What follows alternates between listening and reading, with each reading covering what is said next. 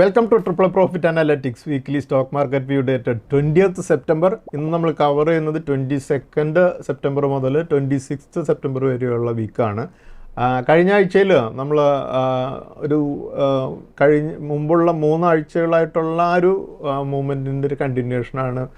കഴിഞ്ഞ ആഴ്ചയിൽ 213 പോയിൻറ്റ്സോടെ ആഡ് ചെയ്താണ് നിഫ്റ്റി ക്ലോസ് ചെയ്തത്. നമ്മളിപ്പോൾ കാണുന്നത് നിഫ്റ്റിയുടെ വീക്ക്ലി ചാർട്ടാണ്. വീക്ക്ലി ചാർട്ടിൽ നമുക്ക് കാണാം ഒരു തേർഡ് വീക്ക് ഒരു പോസിറ്റീവ് ക്ലോസിങ് നടത്തുന്നത്.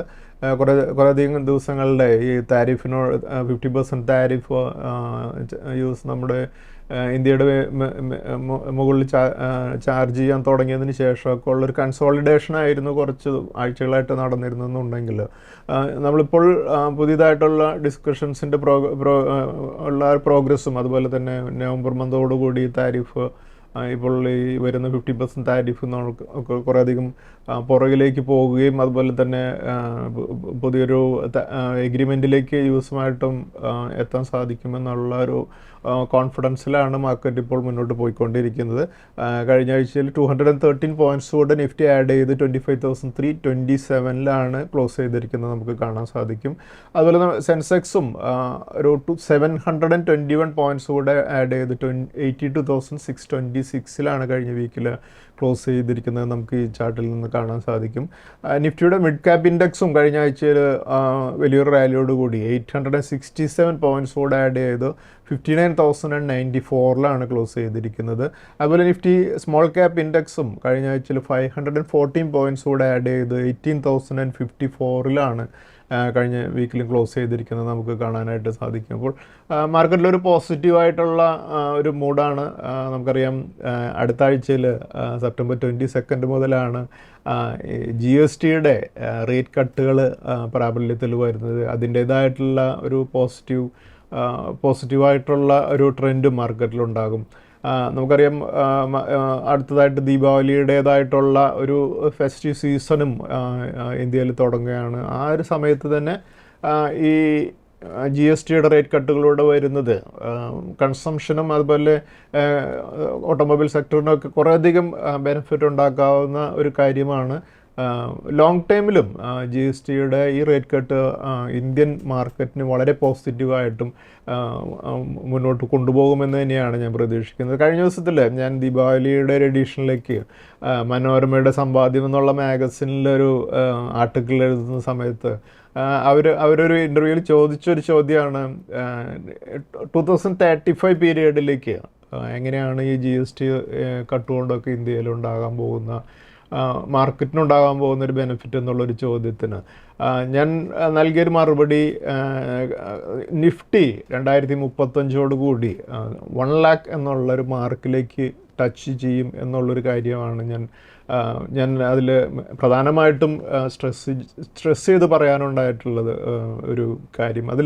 അതിനുള്ള പ്രധാനപ്പെട്ട ഒരു കാര്യം നമുക്കൊരു ഹിസ്റ്റോറിക്കലായിട്ടുള്ള നമുക്ക് നിഫ്റ്റിയുടെ ഒരു മൂവ്മെൻറ്റ് നോക്കുകയാണെങ്കിൽ ഒരു 15% CAGR ആണ് നിഫ്റ്റി നൽകിയിട്ടുള്ളതെന്നുണ്ടെങ്കിൽ നമ്മൾ 2035 നമ്മൾ ഈ 15% CAGR കാൽക്കുലേറ്റ് ചെയ്യുകയാണെങ്കിൽ ഇപ്പോഴത്തെ ഈ 25,000 ലെവലിൽ നിന്നും നിഫ്റ്റി 1 lakh എന്നുള്ള ലെവൽ കടന്നു പോവുകയും അതുപോലെ തന്നെ സെൻസെക്സ് ഇതുപോലെ ഈ 15% CAGR നോക്കുകയാണെങ്കിൽ 3 lakhs എന്നുള്ള ലെവലും കടന്നു പോകുമെന്ന് നമുക്ക് മനസ്സിലാക്കാൻ സാധിക്കും. അപ്പോൾ ഇതിലൊരു പക്ഷേ നമുക്ക് പുതിയതായിട്ട് ഈ ഒരു 1 lakh എന്നുള്ളൊരു ഫിഗർ കേൾക്കുമ്പോൾ അല്ലെങ്കിൽ ഒരു സെൻസെക്സിന് ഒരു 3 lakhs എന്നുള്ളൊരു ഫിഗർ കേൾക്കുമ്പോൾ ഒരുപക്ഷെ അത്ഭുതപ്പെടുന്നുണ്ടായിരിക്കാം അല്ലെങ്കിൽ വിശ്വസിക്കാൻ തോന്നുന്നുണ്ടാകില്ല അല്ലേ. പക്ഷേ സെൻസെക്സിൻ്റെ അല്ലെങ്കിൽ നിഫ്റ്റിയുടെ റാലി ഓവർ പീരീഡ് നോക്കുമ്പോൾ ആ ഒരു ഗ്രോത്ത് ഒരു 15% CAGR ഗ്രോത്ത് നോക്കുകയാണെങ്കിൽ വലിയ അത്ഭുതമൊന്നുമില്ല. കാരണം ഞാൻ 1988 എൻ്റെ 18ാമത്തെ വയസ്സിൽ ഞാൻ മാർക്കറ്റിൽ ഇൻവെസ്റ്റ് ചെയ്യുമ്പോൾ അന്ന് സെൻസെക്സ് 500 താഴെയായിരുന്നു ട്രേഡ് ചെയ്തുകൊണ്ടിരുന്നത്. ഇപ്പോൾ നിങ്ങൾക്ക് കാണാം സെൻസെക്സ് 80,000 മുകളിൽ ട്രേഡ് ചെയ്യുന്നത്. അതുപോലെ 1988 നിഫ്റ്റി തുടങ്ങിയിട്ട് പോലും ഉണ്ടായിരുന്നില്ല. അവിടെ നിന്നാണ് ഇപ്പോൾ 25,000 ലെവലിൽ നിഫ്റ്റിയും ട്രേഡ് ചെയ്യുന്നത്. അപ്പോൾ ഇതിൽ 500 ലെവലിൽ നിന്നും 1988 500-ൻ്റെ താഴെ നിന്നും ഇപ്പോൾ 80,000-ലേക്ക് വന്നിട്ടുണ്ടെങ്കിൽ അത് എത്ര ഇരട്ടിയാണെന്ന് നോക്കിയാൽ നിങ്ങൾക്ക് മനസ്സിലാക്കാൻ സാധിക്കും. അപ്പോൾ ഇവിടെ നിന്നൊരു നിഫ്റ്റി ഒരു 3 ഇരട്ടി അല്ലെങ്കിൽ 4 ഇരട്ടിയിലേക്ക് മൂവ് ചെയ്യുന്നത് അടുത്തൊരു 10 കൊല്ലത്തിലേക്ക്, പ്രത്യേകിച്ചും ഈ GSTയുടെ സിംപ്ലിഫിക്കേഷൻ മൂലമൊക്കെ ഉണ്ടാകാൻ പോകുന്ന കുറേയധികം നമുക്ക് റീഫോംസും കഴിഞ്ഞ ദിവസങ്ങളിൽ വന്നിട്ടുള്ളതിനൊക്കെ ഇമ്പാക്റ്റായിട്ട് വരാനുള്ള എല്ലാ പോസിബിലിറ്റീസും ഉണ്ട് എന്നുള്ളതാണ് ഒരു യാഥാർത്ഥ്യം. അതിനെ ബേസ് ചെയ്തുകൊണ്ടായിരുന്നു ഞാൻ ഇൻ്റർവ്യൂവിലൊക്കെ പല കാര്യങ്ങൾ സംസാരിച്ചിരുന്നത്. നമ്മൾ ഈ GST റേറ്റ് നമ്മൾ കട്ട് ചെയ്യുന്നതുകൊണ്ട് നമുക്ക് നോക്കുകയാണെങ്കിൽ കൃത്യമായിട്ട് നോക്കിയാൽ നമുക്ക് കാണാം ഒരു കൺസംഷൻ്റെ ഒരു വലിയ രീതിയിലുള്ള ഒരു ബൂസ്റ്റിങ് ഇത് കൺസംഷൻ ലഭിക്കുക. അതുപോലെ തന്നെ ഈ മാർക്കറ്റിൻ്റെ ആ ഒരു ഫോർമലൈസേഷൻ നമുക്കറിയാം. കുറേയധികം ബിസിനസ്സുകൾ റിയലായിട്ട് ടാക്സുകളൊന്നും നൽകാതെയാണ് പല ബിസിനസ്സുകളും മുന്നോട്ട് ഇരുന്നുണ്ടെങ്കിൽ അതെല്ലാം കുറേയധികം ഫോർമലൈസ് ചെയ്യുകയും അതുപോലെ തന്നെ കുറേയധികം സെക്ടേഴ്സിൽ ഈ GST കുറയ്ക്കുന്നതുകൊണ്ട് തന്നെ പല രീതിയിലുള്ള പ്രോഫിറ്റുകളിലേക്ക് വരാനും അതുപോലെ തന്നെ കൂടുതൽ ബിസിനസ്സുകൾ പ്രോഫിറ്റിലേക്ക് വരികയാണെങ്കിൽ കുറേയധികം സ്റ്റാർട്ടപ്പുകളൊക്കെ നമുക്ക് വരുമെന്ന് നമുക്ക് മനസ്സിലാക്കാം. അപ്പോൾ FMCGയും കൺസ്യൂമർ ഗുഡ്സും ഓട്ടോമൊബൈൽ സെക്ടറും കെമിക്കൽസും സിമെൻറ്റും റിയൽ എസ്റ്റേറ്റും ടെക്സ്റ്റൈൽസും അതുപോലെ കുറേയധികം സെക്ടേഴ്സ് ഇങ്ങനെയുള്ള ഈ GST കട്ട് കൊണ്ട് തന്നെ ഔട്ട് പെർഫോം ചെയ്യുമെന്നുള്ള കാര്യത്തിലൊന്നും സംശയിക്കേണ്ട കാര്യമില്ല. അപ്പോൾ ഈ ഒരു ചേഞ്ച് എന്തായാലും ഇന്ത്യയിൽ അടുത്തൊരു 10 വർഷത്തേക്ക് എങ്കിലും നമ്മൾ മുന്നിൽ കണ്ടുകൊണ്ട് സ്റ്റോക്ക് മാർക്കറ്റിൽ പ്രത്യേകിച്ചും ഇൻവെസ്റ്റ്മെൻറ്റിന് ഏറ്റവും വലിയ അവസരങ്ങളാണ് നൽകുന്നത്. നമുക്ക് കേരളത്തിൽ നമുക്കറിയാം പലപ്പോഴും നമുക്കൊരു ഇൻവെസ്റ്റ്മെൻറ്റ് ഓപ്പർച്യൂണിറ്റി ആയിട്ട് നമുക്ക് കാണുകയാണെങ്കിൽ സ്വന്തമായിട്ടൊരു ബിസിനസ് സ്റ്റാർട്ട് ചെയ്യാനായിട്ട് പലപ്പോഴും NRIസിനോ അല്ലെങ്കിൽ നമ്മൾ പല എംപ്ലോയ്മെൻറ്റിൽ ഇരിക്കുന്നവരെ സംബന്ധിച്ചിടത്തോളം അതിൻ്റെ ആ ഒരു എക്കണോമിക് ഗ്രോത്തിൻ്റെ ഒരു ബെനിഫിറ്റ് ലഭിക്കണമെങ്കിൽ കൃത്യമായിട്ടും ആ നിഫ്റ്റിയുടെ ഇതുപോലെയുള്ള ഒരു റാലിയിലൊക്കെ പാർട്ടിസിപ്പേറ്റ് ചെയ്യണമെങ്കിൽ സ്റ്റോക്ക് മാർക്കറ്റിൽ ഇൻവെസ്റ്റ് ചെയ്യുക എന്നുള്ളതാണ് അവരുടെ മുമ്പിലുള്ള ഏറ്റവും എളുപ്പത്തിലുള്ള ഒരു വഴിയല്ല. അപ്പോൾ അതാണ് നമുക്ക് മുമ്പിൽ സ്റ്റോക്ക് മാർക്കറ്റ് എന്നുള്ളൊരു ഒരു അവന്യൂ നമ്മുടെ മുമ്പിൽ തുറന്നു വയ്ക്കുന്ന ഒരു അവസരം, അത് ഉപയോഗിക്കുക എന്നുള്ളതാണ്. പലരും നമുക്കറിയാം കഴിഞ്ഞ കോവിഡിന് ശേഷം ഉണ്ടായ മാർക്കറ്റിൻ്റെ റാലി കണ്ട് അത്ഭുതപ്പെട്ടിട്ടുണ്ട്. അത് പക്ഷേ ആ ഒരു അവസരം നഷ്ടപ്പെടുത്തിയതിന് ശേഷം പിന്നീട് അത്ഭുതപ്പെടുന്നതുകൊണ്ട് നമുക്ക് യാതൊരു നമ്മളെ സംബന്ധിച്ചിടത്തോളം ഫിനാൻഷ്യലി നമുക്ക് യാതൊരു വിധത്തിലുള്ള ബെനിഫിറ്റ്സും നമുക്ക് ലഭിക്കില്ല എന്നുള്ളതാണ് നമ്മൾ മനസ്സിലാക്കേണ്ടത്. അതുകൊണ്ട് നമ്മൾ അടുത്തൊരു 10 വർഷത്തിൽ എവിടേക്കാണ് ഇന്ത്യൻ സ്റ്റോക്ക് മാർക്കറ്റ് മൂവ് ചെയ്യുക എന്നുള്ളതിനെക്കുറിച്ച് കൃത്യമായിട്ടുള്ളൊരു ധാരണയോടുകൂടി ഇൻവെസ്റ്റ്മെൻറ്റ്സ് ചെയ്യേണ്ട ഒരു പീരീഡാണ് ഇപ്പോൾ. അതിന് ഇപ്പോഴത്തെ വരുന്ന ചേഞ്ചുകൾ മനസ്സിലാക്കുകയും അതിനനുസരിച്ച് മുന്നോട്ട് പോവുകയും അതിനനുസരിച്ചുള്ള സ്റ്റെപ്പുകൾ പ്ലാൻ ചെയ്യുകയും ചെയ്യേണ്ട ഒരു സമയമാണ്. നമ്മളിപ്പോൾ ഇപ്പോൾ നമുക്ക് ഇന്ത്യൻ മാർക്കറ്റിൽ വരാൻ പോകുന്ന ഒരു ചേഞ്ച് എന്തുകൊണ്ടാണെന്ന് നോക്കിക്കഴിഞ്ഞാൽ കുറേയധികം ഇക്കണോമിക് ചേഞ്ചസ് നമ്മൾ ഇംപ്ലിമെൻറ്റ് ചെയ്തിട്ടുണ്ട്. അതുകൊണ്ട് തന്നെ അത് ഹയർ കൺസ്യൂമർ ഡിമാൻഡിലേക്ക് ഇത് റിസൾട്ട് ചെയ്യും.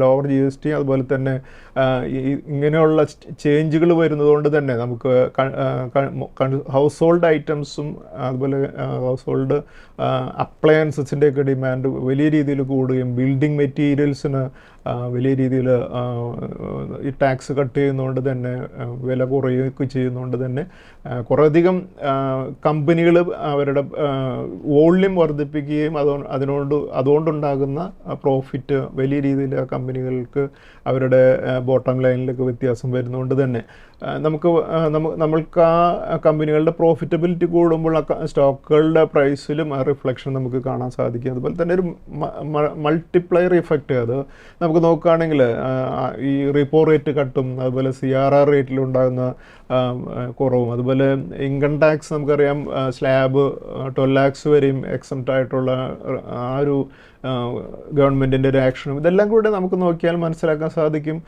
ഇതെല്ലാം ഒരു ജനങ്ങളുടെ കയ്യിൽ കൂടുതൽ എമൗണ്ട്, കൂടുതൽ ലിക്വിഡിറ്റി നൽകുകയാണ്. അപ്പോൾ അത് കൂടുതൽ സ്പെൻഡ് ചെയ്യാനുള്ള ഒരു സാധ്യതയാണ് ഇത് ചൂണ്ടിക്കാണിക്കുന്നത്. അപ്പോൾ ആ സ്പെൻഡിങ് കൂടുന്തോറും കൂടുതൽ കൺസംഷനിലേക്കൊക്കെ മൂവ് ചെയ്യുകയും കമ്പനികളുടെ സെയിൽസിലും റവന്യൂവിലൊക്കെ ഇത് വലിയ വ്യത്യാസം വരുത്തുകയും ചെയ്യുമ്പോൾ അവരുടെ പ്രോഫിറ്റബിലിറ്റിയും വ്യത്യാസം വരും. നമുക്ക് ആ കമ്പനികളുടെ പ്രോഫിറ്റാണ് ഷെയർ പ്രൈസിലേക്ക് റിഫ്ലക്റ്റ് ചെയ്യുന്നത് എന്നുള്ളൊരു ബേസിക് കാര്യം നമ്മൾ നോക്കിക്കഴിഞ്ഞാൽ ഇതെല്ലാം കമ്പനികളുടെ സ്റ്റോക്കുകളുടെ ആ സ്റ്റോക്കുകളിൽ ഇതിൻ്റെ ബെനിഫിറ്റ് നമ്മളുടെ ഇൻവെസ്റ്റേഴ്സിന് ലഭിക്കുകയും ചെയ്യും. അപ്പോൾ ആ ഒരു രീതിയിൽ നമ്മളിതിനെ കാണണം. അതുപോലെ ഈ മറ്റൊരു ഇമ്പോർട്ടൻ്റ് ആയിട്ടുള്ളൊരു പോയിന്റ് സിംപ്ലിഫൈഡ് ആയിട്ടുള്ള കംപ്ലയൻസ് ആണ്. കംപ്ലയൻസ് നമ്മൾ നോക്കുമ്പോൾ നമുക്ക് പ്രധാനമായിട്ടും 2 ടാക്സ് ലാബിലേക്ക് വരികയാണ്. GST എന്നുള്ള 5%, 18% എന്നുള്ള രീതിയിലേക്ക് വരുമ്പോൾ അത് കൂടുതൽ നമുക്ക് നോക്കിയാൽ കാണാൻ സാധിക്കും. പെട്ടെന്നുള്ള റീഫണ്ട്സ് ലഭിക്കുന്നതും അതുപോലെ തന്നെ കുറേ ഈ ചെറിയ ടാക്സ് റേറ്റുകൾ കൊടുത്തുകൊണ്ട് നമുക്ക് ജെന്യുവിനായിട്ടുള്ള ബിസിനസ് നടത്തുക എന്നുള്ളൊരു ഹാബിറ്റിലേക്ക് കൂടുതൽ പേര് വരികയും ചെയ്യുമ്പോൾ ഈ നമ്മളിത് കംപ്ലൈ ചെയ്തുകൊണ്ട് തന്നെ നമുക്ക് പെട്ടെന്ന് തന്നെ റീഫണ്ട് ലഭിക്കുകയും ചെയ്യും എന്നുള്ളൊരു കാര്യം കൂടെ വരുമ്പോൾ കൂടുതൽ പേര് ടാക്സ് അടയ്ക്കാനും അതുപോലെ തന്നെ ഇത് കുറേയധികം ബെനിഫിറ്റ് വരുത്തുന്നത് MSMEകൾക്കും അതുപോലെ തന്നെ സ്റ്റാർട്ടപ്പുകൾക്കും ഒക്കെ കൂടുതൽ പ്രോത്സാഹനം നൽകാനുള്ള പോസിബിലിറ്റിയും വളരെ കൂടുതലാണ്. അതുകൊണ്ട് മനസ്സിലാക്കുക. അതുപോലെ തന്നെ മറ്റൊരു കാര്യം കൂടെ ഫോർമലൈസേഷൻ ആൻഡ് ഇൻക്ലൂഷൻ എന്നുള്ളൊരു ലക്ഷ്യത്തോടു കൂടിയാണ് ഇപ്പോൾ ഈ കാര്യങ്ങളെല്ലാം നടത്തുന്നത്. അപ്പോൾ കൂടുതൽ ബിസിനസ്സുകൾ ഇതെല്ലാം GSTയിലേക്ക് കംപ്ലയൻസിലേക്കൊക്കെ വരും ദിവസങ്ങളിൽ കൂടുതൽ വലിയ ഒരു ബ്രോഡറായിട്ടുള്ള എക്കണോമിക് ഗ്രോത്തിനെയാണ് ലക്ഷ്യം വയ്ക്കുന്നത്. അതിലേക്ക് തന്നെയായിരിക്കും ഇതെല്ലാം മൂവ് ചെയ്യുന്നത് എന്നുള്ളൊരു കാര്യം നമ്മൾ മനസ്സിലാക്കാം. അപ്പോൾ നമ്മളെ സംബന്ധിച്ചിടത്തോളം ഈ ഒരു നിഫ്റ്റിയുടെ ഒരു 1 lakhിലേക്ക് ഉള്ളൊരു മൂവ്മെൻറ്റ് എന്ന് പറയുമ്പോൾ ഒരു പക്ഷേ പലർക്കും അതിൻ്റെ ഒരു ലോജിക്ക് എന്താണ് എന്നുള്ളൊരു സംശയം ഉണ്ടാവുമല്ലോ. അപ്പോൾ ഞാൻ എടുത്തിരിക്കുന്ന ഈ ഒരു വർക്കിങ്ങുകൾക്ക് കാണുകയാണെങ്കിൽ അത് പെട്ടെന്ന് അതിൻ്റെ ലോജിക്ക് മനസ്സിലാക്കാം. അപ്പോൾ 15 CAGR എന്നുള്ളൊരു ഹിസ്റ്റോറിക്കലായിട്ടുള്ളൊരു മൂവ്മെൻറ്റിൻ്റെ ഒരു പെർസെൻറ്റേജാണ്. അപ്പോൾ ആ ഒരു ഗ്രോത്ത് റേറ്റിൽ നമുക്ക് 2025 മുതൽ 2035 വരെയുള്ള ഒരു മൂവ്മെൻറ്റ് എടുക്കുമ്പോൾ നമുക്ക് കാണാൻ സാധിക്കുമ്പോൾ ഒരു 2030 ആകുമ്പോൾ നിഫ്റ്റി 50,942ലേക്കും അവിടെ നിന്ന് 2035ലേക്ക് 1,02,462ലേക്കും ഈ 15% CAGRൽ നമ്മൾ വർക്കൗട്ട് ചെയ്യുകയാണെങ്കിൽ നമുക്ക് കാണാനായിട്ട് സാധിക്കും. അപ്പോൾ ഇതാണ് നമ്മുടെ ബേസിക് ആയിട്ടുള്ള ഒരു എക്സ്പെക്റ്റേഷൻ.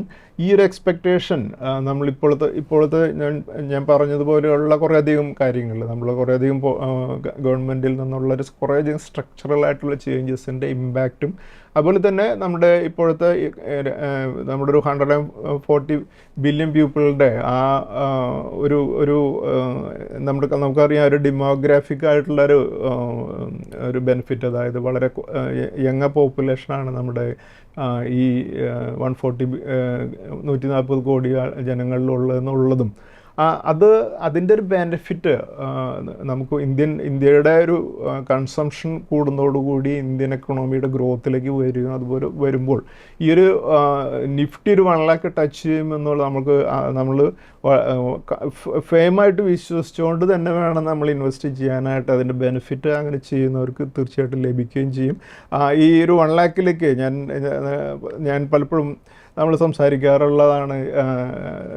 ഇന്ത്യയിലെ തന്നെ ഏറ്റവും എല്ലാവരും റെസ്പെക്റ്റ് ചെയ്യുന്ന ഒരു ഇൻവെസ്റ്ററായിരുന്നു രാകേഷ് ജുൻജുൻവാല എന്നുള്ള ഒരു ചാർട്ടേഡ് അക്കൗണ്ടൻറ്റും സ്റ്റോക്ക് മാർക്കറ്റിൽ നിന്ന് തന്നെ more than 50,000 crores wealth create ചെയ്ത ഒരു വ്യക്തിയാണ്. അദ്ദേഹം കുറച്ച് വർഷങ്ങൾക്ക് മുമ്പ് മരിച്ചുപോയി. അപ്പോൾ അദ്ദേഹത്തിൻ്റെ കൂടെ ഞാൻ വർക്ക് ചെയ്യുന്ന ഒരു സമയത്തും അദ്ദേഹം നിഫ്റ്റി 2030 പീരീഡിലേക്ക് 1 lakhിലേക്ക് എത്തുമെന്നുള്ളത് അദ്ദേഹം പലപ്പോഴും പറയുന്നത് നമുക്ക് കേൾക്കാനായിട്ട് സാധിച്ചിട്ടുണ്ട്. അപ്പോൾ ആ ഒരു ലെവലിലേക്ക് 2030 എത്തിയില്ലെങ്കിലും 2035 1 lakh ലെവലിലേക്ക് എത്തുമെന്ന് തന്നെയാണ് നമുക്ക് നമുക്ക് എക്സ്പെക്റ്റ് ചെയ്യാവുന്നത്. അതുപോലെ തന്നെ നമുക്ക് രാംദേവ് അഗർവാൾ എന്നുള്ള മോത്തിലാൽ ഓസ്വാളിൻ്റെ ഒരു കോ ഫൗണ്ടറായിട്ടുള്ള ഒരു ഇന്ത്യയിലെ ഏറ്റവും വെറ്ററനായിട്ടുള്ളൊരു ഇൻവെസ്റ്ററാണ് അദ്ദേഹം.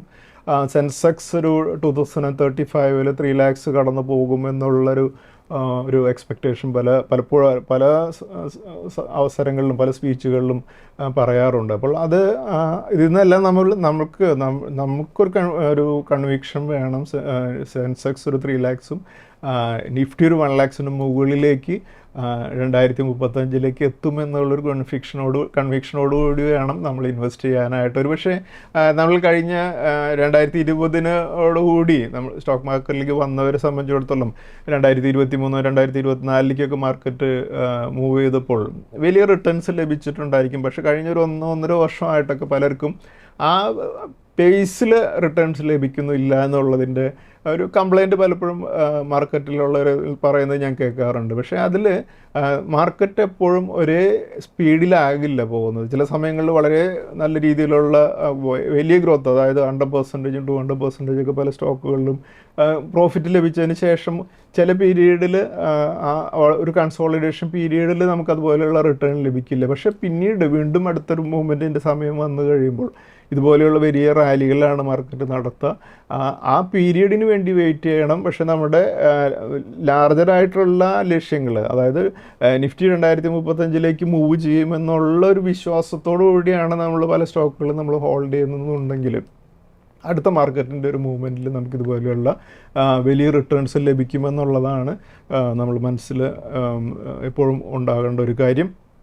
അതുപോലെ നമ്മൾ കഴിഞ്ഞ ആഴ്ചയിൽ നമ്മൾ കണ്ട ഒരു പ്രധാനപ്പെട്ട ഒരു കാര്യമായിരുന്നു അദാനി ഗ്രൂപ്പ് ഓഫ് സ്റ്റോക്കുകൾ. അതായത് അദാനി കമ്പനികൾക്കെതിരെ ഹിൻഡൽബർഗ് എന്നുള്ള ആ ഒരു US കമ്പനി ആരോപിച്ചിരുന്ന കാര്യങ്ങളിൽ നിന്നെല്ലാം സെബി അദാനി ഗ്രൂപ്പിനെ അതിൽ നിന്നെല്ലാം കുറ്റവിമുക്തമാക്കിക്കൊണ്ടുള്ള ഒരു ഓർഡർ കഴിഞ്ഞ ആഴ്ച വന്നതിനെ തുടർന്ന് കഴിഞ്ഞ ആഴ്ചയിൽ നമ്മൾ കുറേയധികം അദാനി ഗ്രൂപ്പ് ഓഫ് സ്റ്റോക്സ് വലിയ റാലി നടത്തുന്നത് കാണുകയുണ്ടായി. അപ്പോൾ നമ്മൾ അതിൽ അദാനി പവറാണ് കഴിഞ്ഞ ദിവസത്തിൽ ഏറ്റവും കൂടുതൽ റാലി നടത്തിയത്. അദാനി ഗ്രൂപ്പ് ഓഫ് സ്റ്റോക്സ് വരും ദിവസങ്ങളിലും നല്ല രീതിയിൽ പെർഫോം ചെയ്യാനുള്ള പോസിബിലിറ്റി ഉണ്ട് ഈ ഒരു റിപ്പോർട്ടിനെ തുടർന്ന്. അതുപോലെ തന്നെ US ഫെഡറൽ റിസർവ് കഴിഞ്ഞ വെഡ്നെസ്ഡേയിൽ interest rate 25 basis points cut ചെയ്തിട്ടുണ്ട്. അതും മാർക്കറ്റിന് ഒരു പോസിറ്റീവായിട്ടുള്ള ഒരു കാര്യമാണ്. എന്തായാലും നമുക്ക് ഈ അദാനി ഗ്രൂപ്പ് ഓഫ് സ്റ്റോക്കുകളിൽ വന്നിട്ടുള്ള ഒരു റാലി എന്തായാലും ഒരു കുറച്ച് ദിവസത്തൂടെ കണ്ടിന്യൂ ചെയ്തേക്കും എന്ന് തന്നെയാണ് ഞാൻ എക്സ്പെക്റ്റ് ചെയ്യുന്നത്. അതുപോലെ നമ്മളൊരു ഇമ്പോർട്ടൻ്റ് ആയിട്ടുള്ളൊരു ചേഞ്ച് കഴിഞ്ഞ ദിവസങ്ങളിൽ കണ്ടത് മ്യൂച്വൽ ഫണ്ട്സ് ഓട്ടോമൊബൈൽ സെക്ടറിലുള്ള ഇൻവെസ്റ്റ്മെൻറ്റ്സ് കഴിഞ്ഞ ദിവസങ്ങളിൽ കൂട്ടിയിട്ടുണ്ട്. കഴിഞ്ഞ ദിവസത്തിൽ നമ്മൾ നോക്കുമ്പോൾ ഓഗസ്റ്റ് മന്തിലെ മ്യൂച്വൽ ഫണ്ടുകളുടെ ഓട്ടോ സ്റ്റോക്കുകളിലുള്ള ഇൻവെസ്റ്റ്മെൻറ്റ് 8.5% ഉയർന്നിട്ടുണ്ട്. അത് കഴിഞ്ഞൊരു 10 month ഹൈയിലാണ് എന്ന് നമുക്ക് കാണാൻ സാധിക്കും. ഇത് ജൂൺ മന്തിൽ 7.9%, ജൂലൈയിൽ 8% ആയിരുന്നു.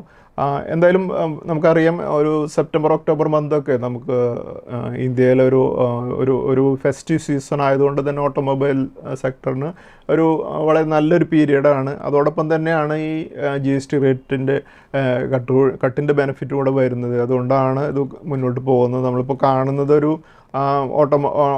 പോർട്ട്ഫോളിയോ മ്യൂച്വൽ ഫണ്ട് പോർട്ട്ഫോളിയോയിൽ ഓട്ടോമൊബൈൽ സെക്ടറിൻ്റെ ഒരു കോൺട്രിബ്യൂഷൻ കൂടിയിരിക്കുന്നത് നമുക്ക് ഓഗസ്റ്റ് മന്തിൽ നമുക്ക് കാണാം. 8.5% വന്നിരിക്കുന്നത് നമുക്ക് കാണാൻ സാധിക്കും. അതുപോലെ തന്നെ നമുക്കറിയാം ഓട്ടോമൊബൈൽ സെക്ടർ ഇന്ത്യയിൽ വളരെ നല്ല രീതിയിൽ പെർഫോം ചെയ്തുകൊണ്ടിരിക്കുകയാണ്.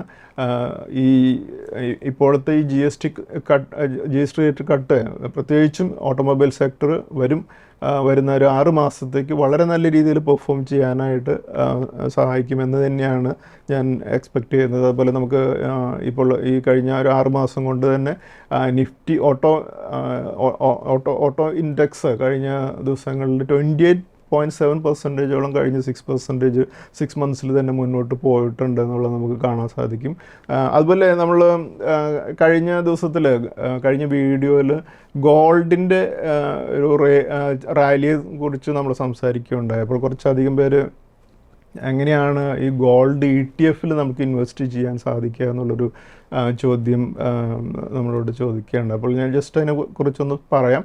കാരണം നമുക്ക് സ്റ്റോക്ക് മാർക്കറ്റിൽ ഇപ്പോൾ നമുക്ക് ഡിമാറ്റ് അക്കൗണ്ട് ഉള്ളവരാണ് നമ്മളെല്ലാവരും അതിൽ. അപ്പോൾ അതിൽ നമുക്ക് ഗോൾഡിൻ്റെ ETF ട്രേഡ് ചെയ്യുന്നത് നമ്മുടെ സാധാരണ സ്റ്റോക്ക് വാങ്ങുന്നത് പോലെ തന്നെ നമുക്കൊരു ഗോൾഡിൻ്റെ ETF അതുപോലെ തന്നെ NSEയിലും അതുപോലെ BSEയിലും സെലക്ട് ചെയ്തതിന് ശേഷം നമുക്ക് ബൈ ചെയ്ത് നമ്മുടെ ഡിമാറ്റ് അക്കൗണ്ടിൽ ഷെയർ ഹോൾഡ് ചെയ്യുന്ന അതേപോലെ തന്നെ ഹോൾഡ് ചെയ്യാനായിട്ട് സാധിക്കും. അത് പലർക്കും അറിയില്ല. പക്ഷേ കഴിഞ്ഞ ദിവസത്തിൽ എനിക്കൊരു ഞാൻ കഴിഞ്ഞ ആഴ്ചയിൽ ആ ഒരു വീഡിയോയിൽ നമ്മളത് ഗോൾഡ് വേണമെങ്കിൽ ഈ സമയത്ത് കല്യാണം എന്നുള്ളൊരു ജ്വല്ലറിയെ കുറിച്ച് നമ്മൾ മുമ്പ് ജ്വല്ലറി ലിസ്റ്റ് ചെയ്തപ്പോൾ നമ്മൾ ആ കമ്പനി ഇൻവെസ്റ്റ് ചെയ്യാനും ഈ പ്രാവശ്യം വൈഫിന് ജ്വല്ലറി വാങ്ങിക്കൊടുക്കുന്നതിന് പകരം കല്യാണിൻ്റെ ഷെയറിൽ ഇൻവെസ്റ്റ്മെൻറ്റ് ഡിമാറ്റ് അക്കൗണ്ട് തുടങ്ങി ഇൻവെസ്റ്റ് ചെയ്യാനൊക്കെ നമ്മൾ സംസാരിക്കുകയുണ്ടായി. അപ്പോൾ ആ സമയത്ത് ഒരു ഡോക്ടർ ആ കല്യാണിൻ്റെ ഷെയർസിൽ ഇൻവെസ്റ്റ് ചെയ്തതിന് ശേഷം കഴിഞ്ഞ ദിവസത്തിൽ നമ്മൾ ആ കഴിഞ്ഞ വീഡിയോയിൽ നമ്മൾ സംസാരിച്ചപ്പോൾ വേണമെങ്കിൽ ഇപ്പോൾ കല്യാണിൻ്റെ ഷെയർസ് വിറ്റതിന് ശേഷം തിരിച്ച് ഗോൾഡിൽ ഇൻവെസ്റ്റ് ചെയ്യാമെന്നുള്ളത് പറഞ്ഞപ്പോൾ അദ്ദേഹം അതുപോലെ തന്നെ ചെയ്ത് ഒരാഴ്ച മുമ്പ് ഗോൾഡിൽ ഇൻവെസ്റ്റ് ചെയ്തു. പക്ഷേ ഗോൾഡിൽ കഴിഞ്ഞ ആഴ്ചയിൽ ഉണ്ടായ റാലിയിൽ അദ്ദേഹത്തിന് ഗോൾഡിലും ഒരു 15% പ്രോഫിറ്റ് ലഭിച്ചു എന്നുള്ളൊരു കാര്യം പറയുകയുണ്ട്. അപ്പോൾ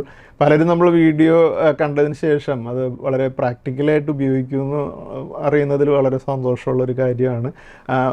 ഞാൻ ഈ ETF കുറിച്ച് ബേസിക് ആയിട്ടുള്ളൊരു കാര്യം പറയാം. സ്റ്റോക്കിൽ ട്രേഡ് ചെയ്യുന്നവരെ സംബന്ധിച്ചിടത്തോളം ഇതിൽ വളരെ പെട്ടെന്ന് തന്നെ മനസ്സിലാക്കാവുന്ന ഒരു കാര്യമാണല്ലോ. അപ്പോൾ ഒരു ETF എന്ന് പറഞ്ഞാൽ എക്സ്ചേഞ്ച് ട്രേഡഡ് ഫണ്ട്സ് എന്ന് പറഞ്ഞാൽ ഇതൊരു മ്യൂച്വൽ ഫണ്ട് ഹൗസ് ഒരു ഗോൾഡിൽ ഇൻവെസ്റ്റ് ചെയ്തതിന് ശേഷം അത് ഒരു യൂണിറ്റായിട്ട് അവർ അതിന് സ്റ്റോക്ക് എക്സ്ചേഞ്ചിൽ ലിസ്റ്റ് ചെയ്യുന്നതാണ് ഈ ഗോൾഡ് ETF എന്ന് പറയുന്നത്. അപ്പോൾ നമുക്ക് ഇതിൽ നമുക്ക് മനസ്സിലാക്കേണ്ടത് ഈ ഗോൾഡിൻ്റെ റേറ്റിനനുസരിച്ചാണ് ഈ ETF പ്രൈസ് ഫ്ലക്ച്വേറ്റ് ചെയ്യുന്നത്.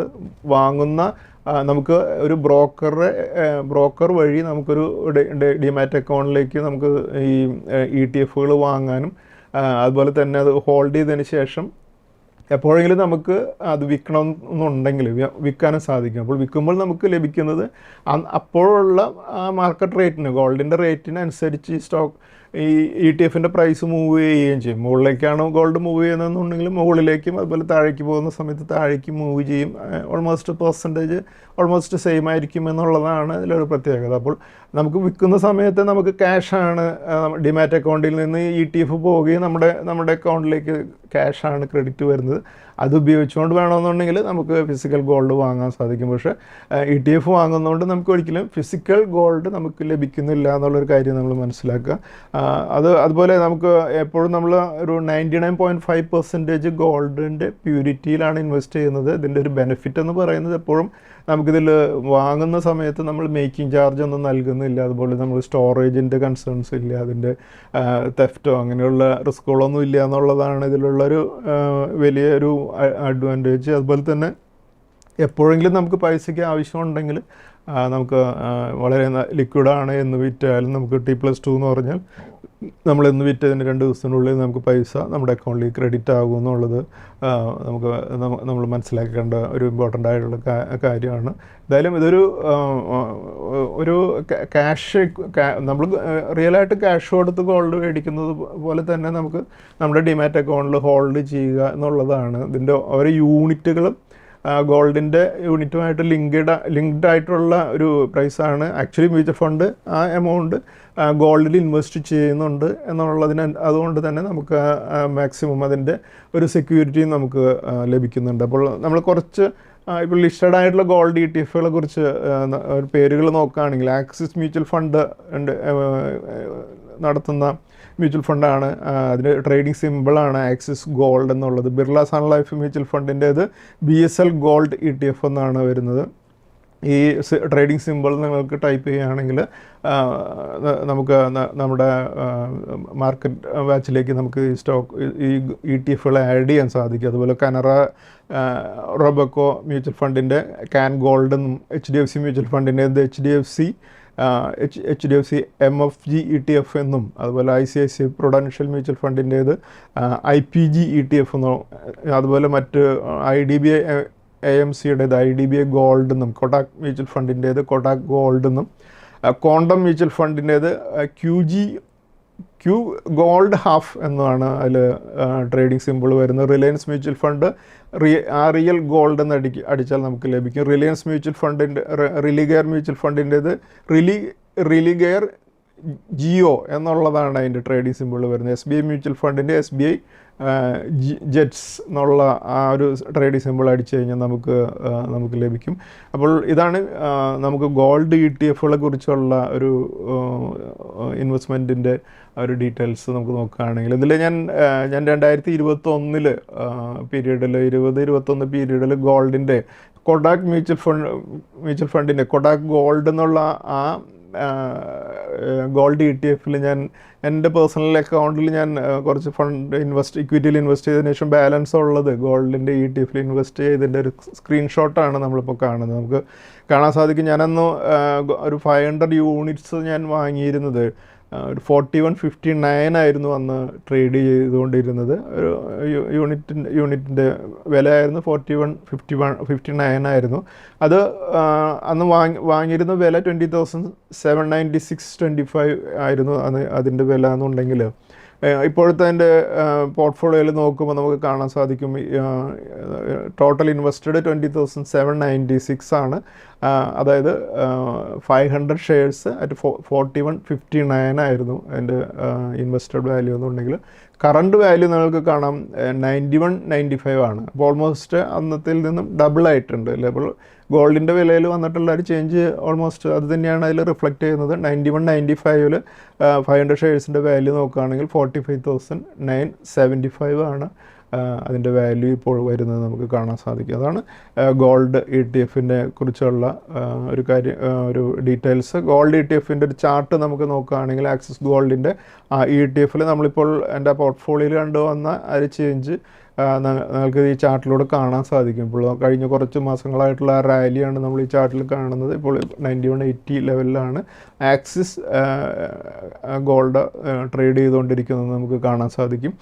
അതുപോലെ നമ്മൾ ഈ GST റേറ്റ് കട്ട് പ്രഖ്യാപിച്ചതിന് ശേഷം ഓട്ടോമൊബൈൽ സ്റ്റോക്കുകളിൽ വളരെ നല്ല റാലി നടക്കുന്നതോടൊപ്പം തന്നെ നമുക്ക് അറിയാം കഴിഞ്ഞ വർഷത്തിൽ ഒരു IPO നടത്തിയിരുന്ന ഒരു സ്റ്റോക്കായിരുന്നു ഹുണ്ടായ് മോട്ടോഴ്സ് എന്നുള്ള കമ്പനിയല്ലേ. അപ്പോൾ ഹുണ്ടായ് മോട്ടോഴ്സിൻ്റെ ആക്ച്വലി IPO നടന്നത് 1960-ലാണ്.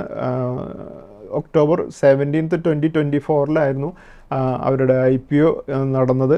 ആ സ്റ്റോക്ക് നമുക്കറിയാം ഒരു മിനിമം ഒരു 7 ഷെയർസ് ആയിരുന്നു അവർ IPOക്ക് നൽകിയിരുന്ന സ്റ്റോക്ക്. അത് IPOക്ക് ആക്ച്വലി ആ IPO വലിയ സക്സസ് ഒന്നും അല്ലായിരുന്നു എന്നുള്ളതാണ് ഒരു റിയാലിറ്റി. കാരണം IPOക്ക് അപ്ലൈ ചെയ്ത ഓൾമോസ്റ്റ് എല്ലാവർക്കും ഈ സ്റ്റോക്ക് ലഭിക്കുകയുണ്ടായി. അപ്പോൾ നമ്മൾ വീഡിയോയിൽ ഈ ഹുണ്ടായിയുടെ സ്റ്റോക്ക് ഒരു പക്ഷേ വരും ദിവസങ്ങളിലൊക്കെ ഒരു മാരുതി പോലെയൊക്കെ പെർഫോം ചെയ്യാനുള്ള പോസിബിലിറ്റിയെക്കുറിച്ച് നമ്മളൊന്ന് ഡിസ്കസ് ചെയ്യുകയും ഈ IPO സബ്സ്ക്രൈബ് ചെയ്യാനായിട്ട് നമ്മളൊന്ന് റെക്കമെൻഡ് ചെയ്യുകയും ചെയ്തിരുന്നതാണ് വീഡിയോയിൽ. അപ്പോൾ കഴിഞ്ഞ ദിവസത്തിൽ നമ്മൾ കാണാൻ സാധിക്കും ആ 1960 ലെവലിൽ IPO ലഭിച്ചവർക്കെല്ലാം മോർ ദാൻ 43%-ലധികം പ്രോഫിറ്റ് ഒരു വർഷത്തിനുള്ളിൽ തന്നെ ലഭിക്കാവുന്ന രീതിയിൽ ഈ സ്റ്റോക്ക് കഴിഞ്ഞ ദിവസത്തിൽ 2809 വരെ മൂവ് ചെയ്യുകയുണ്ടായി.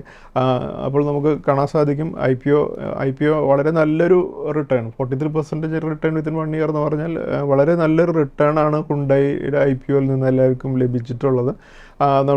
ഞാനും അന്ന് IPOയ്ക്ക് അപ്ലൈ ചെയ്യുകയുണ്ടായി. നമ്മളന്ന് വീഡിയോയിൽ സംസാരിച്ചൊരു കാര്യമാണ് IPOയ്ക്ക് ഞാൻ അപ്ലൈ ചെയ്യുന്നുണ്ടെന്നുള്ളത്. അതൊരു ഹുണ്ടായി എന്നുള്ളൊരു കമ്പനി ഒരു രസത്തിന് വേണ്ടി ഇൻവെസ്റ്റ് ചെയ്യാൻ വേണ്ടിയിട്ട് നമുക്ക് ആ പോർട്ട്ഫോളിയോയിൽ ലഭിക്കാൻ വേണ്ടി ഇൻവെസ്റ്റ് ചെയ്തതാണ്. IPO ലഭിച്ചത് 3-4 ലോട്ടായിരുന്നു എന്ന് തോന്നുന്നു. അതിനുശേഷം ഞാനത് 100 ക്വാണ്ടിറ്റി ആക്കി മാറ്റിയതാണ്. നമുക്ക് കാണാൻ ആവറേജ് ഒരു ഇൻവെസ്റ്റ്മെൻറ്റ് പ്രൈസ് വരുന്നത് 1959-ലാണ്. ഇപ്പോഴത്തെ 2809 എന്നുള്ള റേറ്റിൽ വരുമ്പോൾ 43.38% റിട്ടേൺ ആണുള്ളത്. ഓൾമോസ്റ്റ് ഒരു പ്രോഫിറ്റ് 84,994 റുപ്പീസിൻ്റെ പ്രോഫിറ്റ് ഉണ്ട് അല്ലേ. അപ്പോൾ അന്ന് ഹുണ്ടായുടെ IPOയിൽ അപ്ലൈ ചെയ്തവരെ സംബന്ധിച്ചിടത്തോളം വളരെ നല്ലൊരു റിട്ടേൺ നൽകാനായിട്ട് ഹുണ്ടായിക്ക് സാധിച്ചിട്ടുണ്ട്. ഹുണ്ടായും വളരെ നല്ല രീതിയിൽ വരും ദിവസങ്ങളിൽ പെർഫോം ചെയ്യുമെന്ന് തന്നെ ഞാൻ എക്സ്പെക്റ്റ് ചെയ്യുന്ന ഒരു സ്റ്റോക്കാണ്. അതുപോലെ കഴിഞ്ഞ വീക്കിലെ ബെസ്റ്റ് പെർഫോമിംഗ് സ്റ്റോക്കുകൾ നോക്കുമ്പോൾ റെഡിങ്ടൺ 22 പോയിൻ്റ് ഉയർന്നാണ് ക്ലോസ് ചെയ്തത്. അതുപോലെ അനന്തരാജ് 20% ഉയർന്നും, പുനാവാല ഫെൻകോർപ്പ് 13% ഉയർന്നും, നെറ്റ്വർക്ക് ടെക്നോളജീസ് 12% ഉയർന്നും, ഏജീസ് ലോജിസ്റ്റിക്സ് 12% ഉയർന്നും, KPR മില്ല് 12% ഉയർന്നും, IFCI 11% ഉയർന്നും, അലിവിസ് ലൈഫ് സയൻസ് 11% ഉയർന്നും, ഉഷ മാർട്ടിൻ 10% ഉയർന്നും, GT&D 10% ഉയർന്നും, ഹുണ്ടായ് മോട്ടോ 9% ഉയർന്നും, ഇപ്ക ലാബോറട്ടറീസ് 9% ഉയർന്നും, അദാനി പവർ 9% ഉയർന്നും, ഇന്ത്യൻ റിന്യൂവബിൾ 9% ഉയർന്നും, സ്വിഗ്ഗി 9% ഉയർന്നാണ് ക്ലോസ് ചെയ്തത്. ഈ സ്റ്റോക്കുകളെല്ലാം ഒരു അപ് ട്രെൻഡിലുള്ള സ്റ്റോക്കുകളായതുകൊണ്ട് നമുക്ക് നമ്മുടെ വാച്ച് ലിസ്റ്റ് കീപ്പ് ചെയ്യാം. അതുപോലെ കഴിഞ്ഞ ആഴ്ചയിൽ FISൻ്റെ ആക്ടിവിറ്റി നോക്കുമ്പോൾ ഫോറിൻ ഇൻസ്റ്റിറ്റ്യൂഷൻസ് 1327.4 ക്രോർസിൻ്റെ സെല്ലേഴ്സ് ആയിരുന്നു. അതേസമയം ഡൊമസ്റ്റിക് ഇൻസ്റ്റിറ്റ്യൂഷൻസ് 11,177.3 ക്രോർസിൻ്റെ ബയേഴ്സും ആയിരുന്നു. നെക്സ്റ്റ് നമുക്ക് നിഫ്റ്റിയുടെ അനാലിസിസിലേക്ക് കടക്കാം. നിഫ്റ്റിയുടെ കഴിഞ്ഞ വീക്കിലെ ട്രേഡിംഗ് പാറ്റേൺ ആണ് നമ്മളിപ്പോൾ കാണുന്നത്. 12th സെപ്റ്റംബറിന് നിഫ്റ്റി ക്ലോസ് ചെയ്തിരുന്നത് 25,114 15th സെപ്റ്റംബറിന് നിഫ്റ്റി 44 പോയിൻറ്റ്സ് താഴ്ന്നും, 16th സെപ്റ്റംബറിന് 169 പോയിൻറ്റ്സ് ഉയർന്നും, 17th സെപ്റ്റംബറിന് 91 പോയിൻറ്റ്സ് ഉയർന്നും, 18th സെപ്റ്റംബറിന് 93 പോയിൻറ്റ്സ് ഉയർന്നും, 19th സെപ്റ്റംബറിന് 96 പോയിൻറ്റ്സ് താഴ്ന്നുമാണ് നിഫ്റ്റി ക്ലോസ് ചെയ്തിരുന്നത്. എന്തായാലും കഴിഞ്ഞ വീക്കിൽ 213 പോയിൻറ്റ്സ് കൂടെ ആഡ് ചെയ്താണ് നിഫ്റ്റി ക്ലോസ് ചെയ്തത്. അതുപോലെ നിഫ്റ്റിയുടെ മന്ത്ലി ചാർട്ടിൽ നോക്കുമ്പോൾ നമുക്ക് കാണാൻ സാധിക്കും നിഫ്റ്റി 900 പോയിൻറ്റ്സ് കൂടെ ആഡ് ചെയ്താണ് സെപ്റ്റംബർ മന്തിൽ ക്ലോസ് ചെയ്തിരിക്കുന്നത് നമുക്ക് കാണാം. അതുപോലെ അതായത് ജൂലൈ മന്തിൽ 740 പോയിൻറ്റ്സ് താഴ്ന്നും, അതുപോലെ തന്നെ ഓഗസ്റ്റ് മന്തിൽ 341 പോയിൻറ്റ്സും താഴ്ന്നും ക്ലോസ് ചെയ്ത നിഫ്റ്റി സെപ്റ്റംബർ മന്തിൽ 900 പോയിൻറ്റ്സ് കൂടെ ആഡ് ചെയ്ത് ഓൾമോസ്റ്റ് ജൂലൈയിലെയും ഓഗസ്റ്റിലെയും ലോസ് റിക്കവർ ചെയ്തുകൊണ്ടിരിക്കുകയാണ്.